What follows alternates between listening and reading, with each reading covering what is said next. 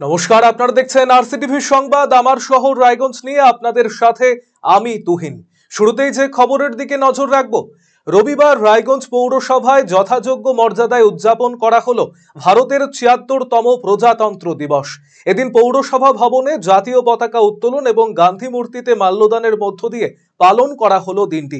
জাতীয় পতাকা উত্তোলন করেন পৌর প্রশাসক সন্দীপ বিশ্বাস।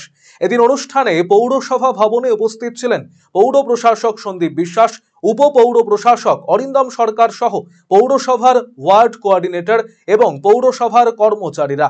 এদিন ভারতবর্ষের প্রজাতন্ত্র দিবসের ইতিহাস এবং গুরুত্ব নিয়ে বক্তব্য রাখেন পৌর প্রশাসক সন্দীপ বিশ্বাস। এর পাশাপাশি রায়গঞ্জ পৌরসভার মাতৃসদন হাসপাতালে জাতীয় পতাকা উত্তোলন করেন উপপৌর প্রশাসক অরিন্দম সরকার। ৭৬তম সাধারণতন্ত্র দিবসে আমরা জাতীয় পতাকা উত্তোলন এবং জাতির জনক মহাত্মা গান্ধীর প্রতি শ্রদ্ধা নিবেদনের মধ্যে দিয়ে আমরা প্রথম পর্যায়ের অনুষ্ঠানে আজকে এখানে শ্রদ্ধা নিবেদন করলাম। আজকে দেশের সংবিধান গৃহীত হয়েছিল, আপনারা জানেন। তাই সাধারণতন্ত্র দিবস, for the people, of the people, by the people, জনগণের জন্য, জনগণের দ্বারা, জনগণের সংবিধান আজ থেকে দেশ গ্রহণ করেছিল ১৯৫০ সালের ২৬শে জানুয়ারি। তাকে শ্রদ্ধা জানাতেই, সেই দিনকে শ্রদ্ধা জানাতেই আজকে আমরা যথাযথ মর্যাদার সাথে জাতীয় পতাকা উত্তোলন এবং জাতির পিতা মহাত্মা গান্ধীর প্রতি শ্রদ্ধা নিবেদন করেছি। ভারতের ৭৬তম প্রজাতন্ত্র দিবস যথাযোগ্য মর্যাদায় পালিত হল উত্তর দিনাজপুর প্রেস ক্লাবে। রবিবার সংগঠনের নিয়ম মেনে সকাল ৮টায় রায়গঞ্জ স্টেশন সংলগ্ন স্থানে অবস্থিত প্রেস ক্লাব প্রাঙ্গণে জাতীয় পতাকা উত্তোলন করেন উত্তর দিনাজপুর প্রেস ক্লাবের সভাপতি অমিত সরকার। ভারতের প্রজাতন্ত্র দিবসের ইতিহাস ও তার গুরুত্ব নিয়ে বক্তব্য রাখেন উপস্থিত সাংবাদিকেরা। এদিনের প্রজাতন্ত্র দিবস পালন অনুষ্ঠানে প্রেস ক্লাবে উপস্থিত ছিলেন সংগঠনের সভাপতি অমিত সরকার, সাধারণ সম্পাদক অলিভ মিত্র সহ সংগঠনের সদস্য ও সমস্ত সাংবাদিকেরা। সারা বছর গণতন্ত্রের চতুর্থ স্তম্ভ সাংবাদিকেরা সংবাদ সংগ্রহের কাজে যুক্ত থাকলেও বিশেষ দিনগুলিতে প্রেস ক্লাবের সব সাংবাদিকেরা মিলিত হয়ে যথাযোগ্য মর্যাদার সঙ্গে পালন করেন দিনগুলি। এদিনের অনুষ্ঠানে মর্যাদার সঙ্গে জাতীয় পতাকা উত্তোলন এবং শ্রদ্ধার সঙ্গে সেখানে পুষ্পার্ঘ্য নিবেদন করেন সাংবাদিকেরা। সাংবাদিকদের সমবেত জাতীয় সঙ্গীত পরিবেশনের মধ্য দিয়ে এদিনের অনুষ্ঠান শেষ করা হয়।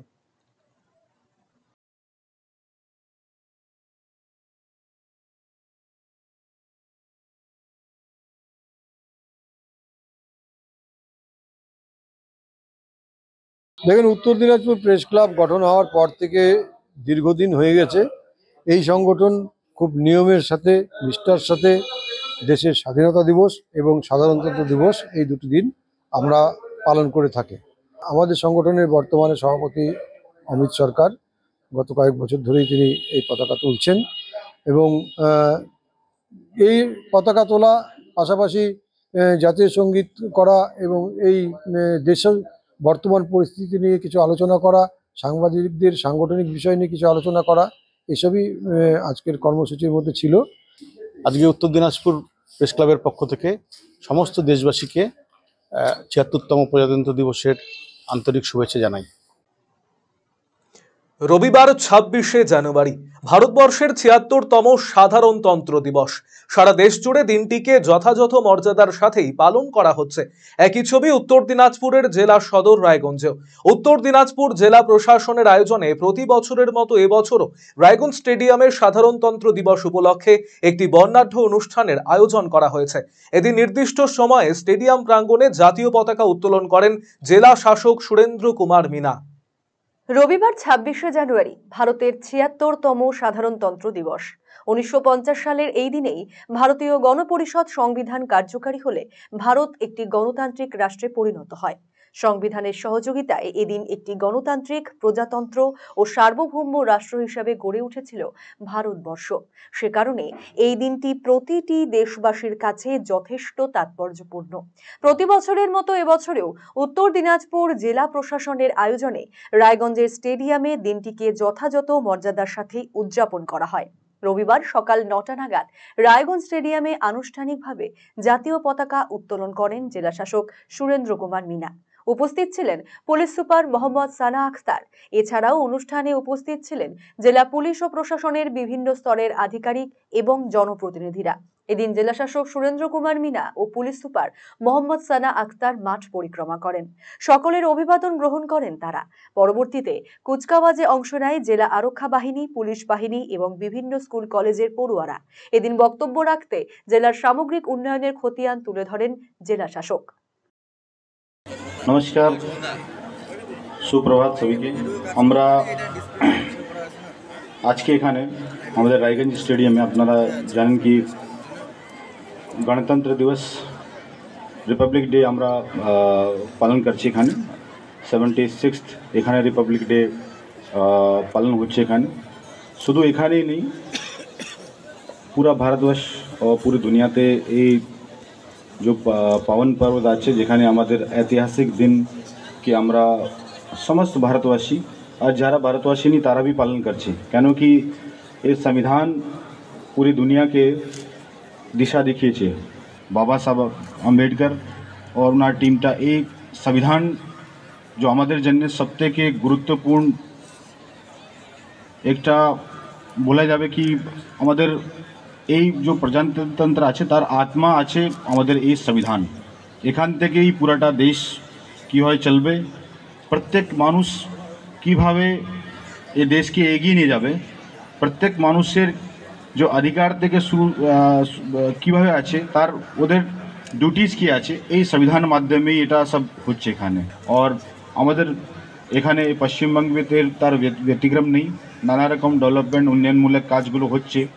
বিশেষ রূপ থেকে পশ্চিমবঙ্গ সরকার এখানকার মানুষের জন্য নানা রকম স্কিমগুলো নিয়ে এসেছেন। আপনারা জানেন কি কন্যাশ্রী থেকে শুরু করে রূপশ্রী, স্বাস্থ্য সাথী, খাদ্য সাথী থেকে শুরু করছি, কৃষি বিভাগ, বাংলার বাড়ি, সব নানা রকম ডেভেলপমেন্টমূলক কাজগুলো হচ্ছে। স্পেশালি স্কুল স্টুডেন্ট আছে তাদের জন্য भी আপনারা দেখতে পাচ্ছেন কি নানা রকম স্কলারশিপ থেকে শুরু করে পড়াশোনা কীভাবে উন্নত হবে সেগুলো সুনিশ্চিত হয়েছে। কিষাণ থেকে শুরু করে আমাদের বাকি যারা অন্যান্য সোসাইটি লোকজন আছে সবার জন্যই আমাদের এই সরকার, পশ্চিমবঙ্গের সরকার, রাজ্যে মাননীয় মুখ্যমন্ত্রী নেতৃত্বে এই জিনিসগুলো হয়েছে। সংবিধানের মধ্যেই এই সমস্ত জিনিসগুলো সুনিশ্চিত আছে যেখানে প্রত্যেক মানুষকে এই অধিকার প্রাপ্ত আছে কি সমানতা কীভাবে সুনিশ্চিত হবে, স্বতন্ত্রতা কীভাবে সুনিশ্চিত হবে, এই সমস্ত ওখান থেকেই আমাদের ডাইরেকশনগুলো আমরা পেয়ে যাচ্ছি। এখানে আমি সমস্ত এখানে যারা উপস্থিত আছে আমাদের রায়গঞ্জবাসী আছে, আমি পশ্চিমবঙ্গ সরকার, জেলা প্রশাসন, আমাদের পুলিশ প্রশাসন সবার পক্ষ থেকে সকলকে এই দিনের জন্য খুব খুব হার্দিক আমার অভিনন্দন, নমস্কার, শুভেচ্ছা, আপনাদেরকে প্রণাম রইল। এদিন রায়গঞ্জ স্টেডিয়ামে অনুষ্ঠান স্থলে অনুষ্ঠিত হয় একটি বর্ণাঢ্য সাংস্কৃতিক অনুষ্ঠান, যেখানে বিভিন্ন আঙ্গিকে অংশ নেয় একাধিক কলা কুশলী। এবারের অনুষ্ঠানে দেশের বিভিন্ন প্রান্তের লোক সংস্কৃতিকে তুলে ধরা হয়েছে। এই অনুষ্ঠান দেখতে সকাল থেকেই স্টেডিয়ামে বিপুল জনসমাগম হয়। 15ই আগস্ট 1947-এ দীর্ঘ স্বাধীনতা আন্দোলনের ফলে ভারত ব্রিটিশ শাসন থেকে মুক্তি পায়। এই স্বাধীনতা আন্দোলনের বিশেষ বৈশিষ্ট্য ছিল অহিংস অসহযোগ আন্দোলন ও আইন অমান্য আন্দোলন। 30 নভেম্বর স্বাধীন ভারতের সংবিধান গৃহীত হওয়ার পর ঠিক করা হয় 1930 সালের 26শে জানুয়ারি প্রথম স্বাধীনতা দিবস পালনের সেই দিনটিকে শ্রদ্ধা জানিয়ে 1950 সালের 26শে জানুয়ারি থেকে ভারতের সংবিধান কার্যকর হবে। ঐতিহাসিক দিনটির প্রভাতে বিনম্র শহীদ মুজিবের সেই আত্মনিবেদন মুক্ত হয়ে উঠেছে দেবীনগর দায়রে সে শুরু কর।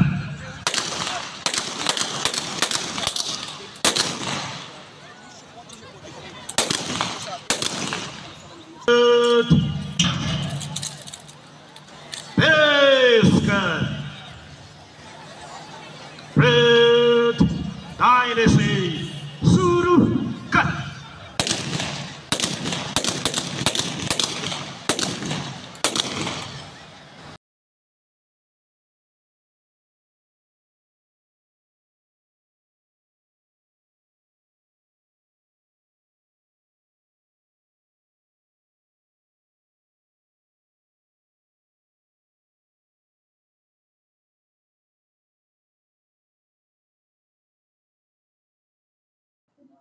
আরসিটিভি সংবাদ, রায়গঞ্জ।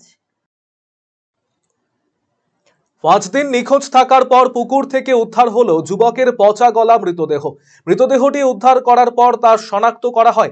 রবিবার এই ঘটনাটি ঘটেছে রায়গঞ্জ শহরের খরবুজাঘাট এলাকায় মৎস্য ভবনের পেছনে। দেহটি ময়নাতদন্তের জন্য রায়গঞ্জ গভর্নমেন্ট মেডিকেল কলেজ ও হাসপাতালে পাঠিয়েছে পুলিশ। কিভাবে ওই যুবকের মৃত্যু হলো তা নিয়ে রীতিমতন চিন্তিত পরিবার এবং এলাকার মানুষজন। গোটা ঘটনার তদন্ত শুরু করেছেন পুলিশ কর্মীরা। অবশেষে শনাক্ত করা গেল রায়গঞ্জে উদ্ধার হওয়া মৃতদেহটি।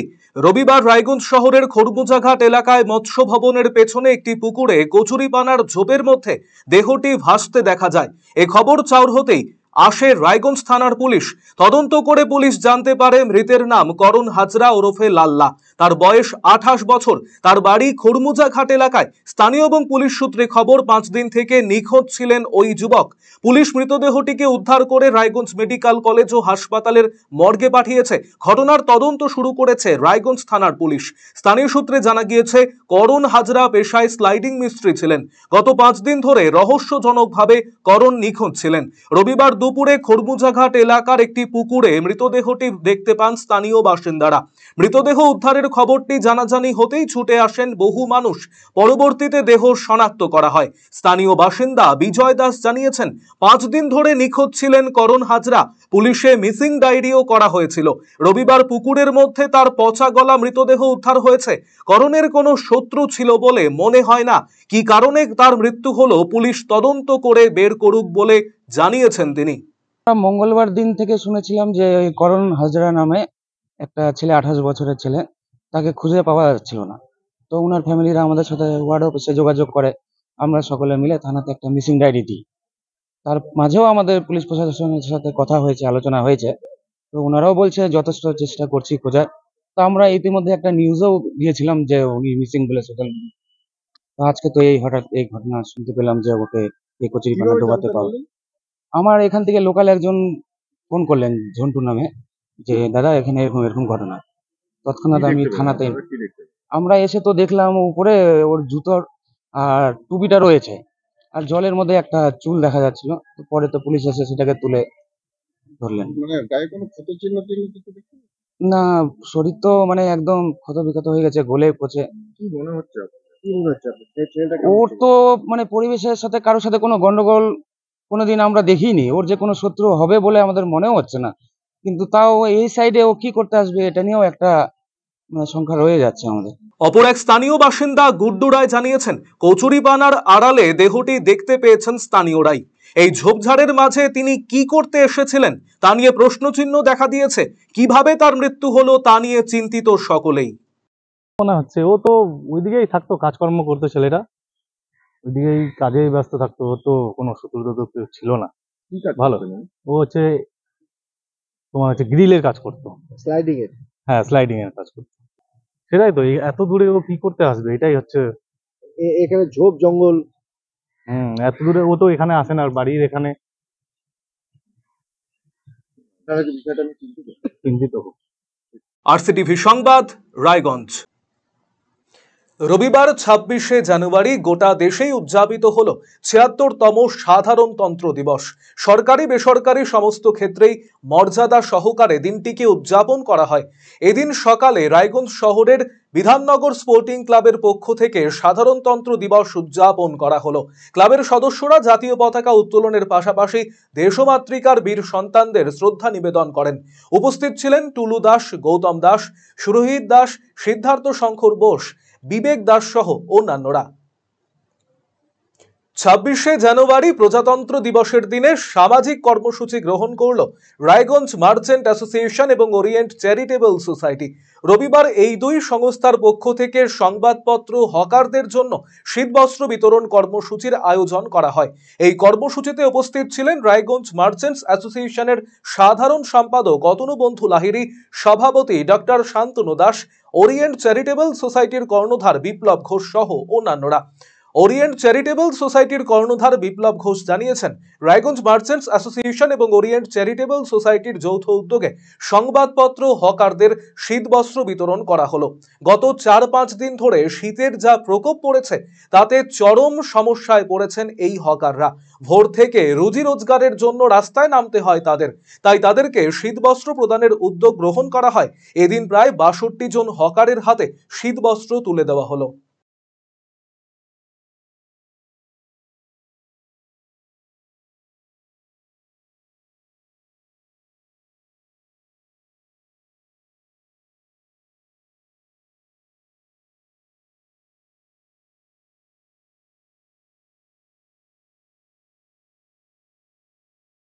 রায়গঞ্জ মার্চেন্ট অ্যাসোসিয়েশন এবং ওরিয়েন্ট চ্যারিটেবল সোসাইটির যৌথ উদ্যোগে আমরা যেসব খবরের কাগজ যে হকারের ভাইরা আছেন তাদেরকে আমরা শীত বস্ত্র দিলাম।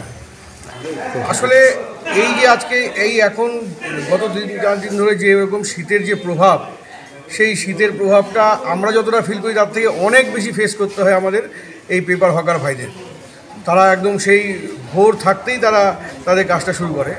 তো তখন মনে হয়েছে যে ওদেরকে দিলে পরে আমাদের জন্য সঠিক চয়েসটা ঠিক হবে। কতজনকে দিলেন আজকে আপনারা? আমরা আজকে আনুমানিক 62 জনকে আমরা শীতবস্ত্র দিলাম।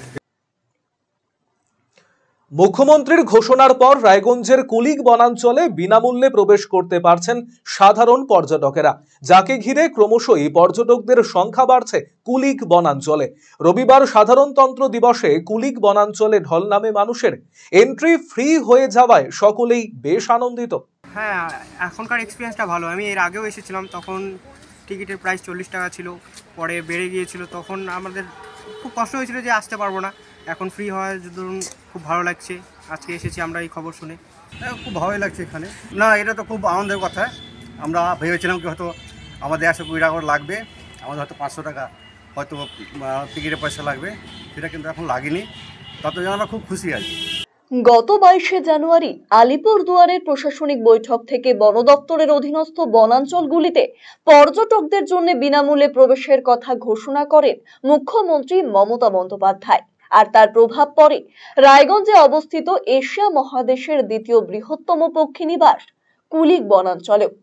মুখ্যমন্ত্রীর ঘোষণার পরদিন থেকেই এখানে এন্ট্রি ফ্রি সংক্রান্ত বিজ্ঞপ্তি ঝোলানো হয়।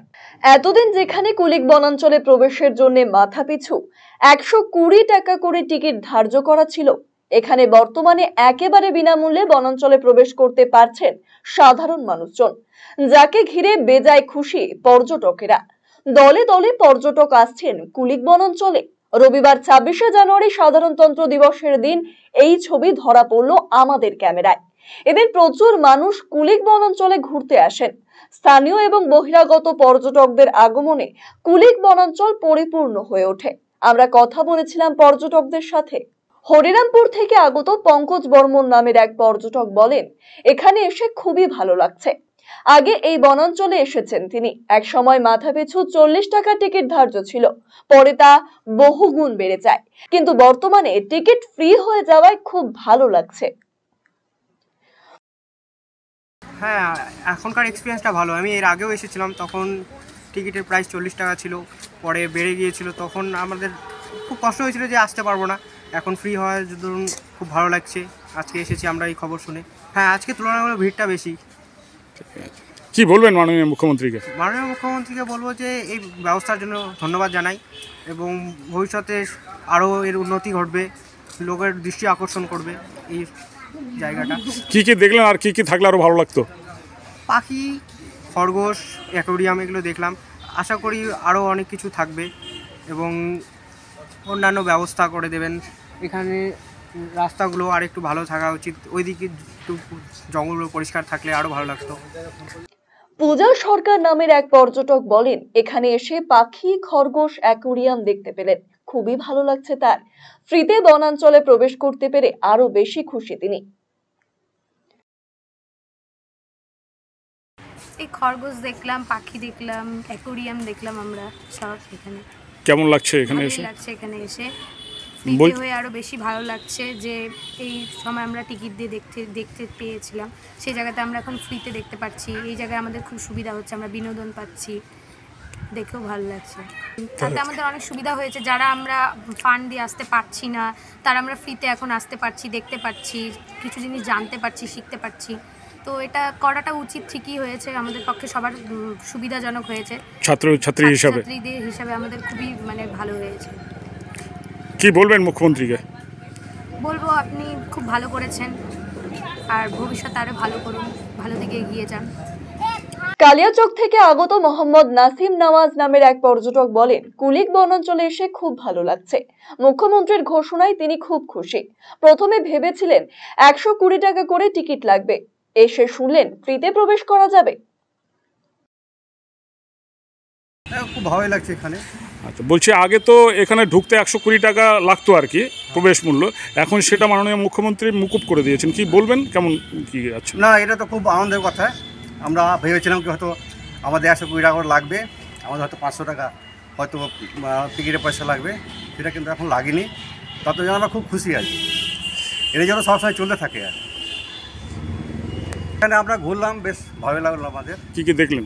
আমরা তো এখানে ধরুন এখানে পাখি দেখলাম এখানে, তারপরে পাখিগুলো দেখলাম, মাছগুলো দেখলাম, অ্যাকোয়ারিয়াম দেখলাম, বেশ সুন্দর। কিন্তু এখানে আপনার যদি ফুলের বাগান টাগান লাগানো হয় বা কিছু ফলে গাছ লাগানো হয় তাহলে আমার অনেক টিপটপ হয়ে পরিষ্কার পরিচ্ছন্ন হলে ভালো হয় বলে আমার মনে হয় খুব আরও সুন্দর হবে। বাচ্চাদের জন্য হয়তো একটা খেলার জায়গা, খেলার রুম বা যাবতীয় যা বাচ্চাদের খেলে আর কি, তাতে কিন্তু বেশ ভালোই হয় আমার মনে হয়। মুখ্যমন্ত্রীকে কি বলবেন এই ব্যাপারটাকে? ওনাকে তো ধন্যবাদ আমরা দেবোই আর কি। হ্যাঁ, উনি তো আমাদের জন্য যা করছেন না, যাকে ভালোই করছেন আর কি, যেটা আশা করবো যেন আরও ভালো কিছু করেন আর কি। পঙ্কজ দাস নামের এক পর্যটক বলেন, আগে 120 টাকা টিকিট ধার্য ছিল, যা জেনে সবার পক্ষে এখানে আসা সম্ভব হচ্ছিল না। প্রবেশ মূল্য এখন ফ্রি করে দেওয়ায় সকলেই বেশ আনন্দিত। প্রবেশ মূল্য মকুব করে দিয়েছেন, ঠিক আছে, কিন্তু আগে 120 টাকা ছিল, সেটা সবার পক্ষে সম্ভব হচ্ছিল না। এখন প্রবেশ মূল্য ফ্রি করাতে সবাই আমরা আনন্দিত, সবাই আসতে পারছি।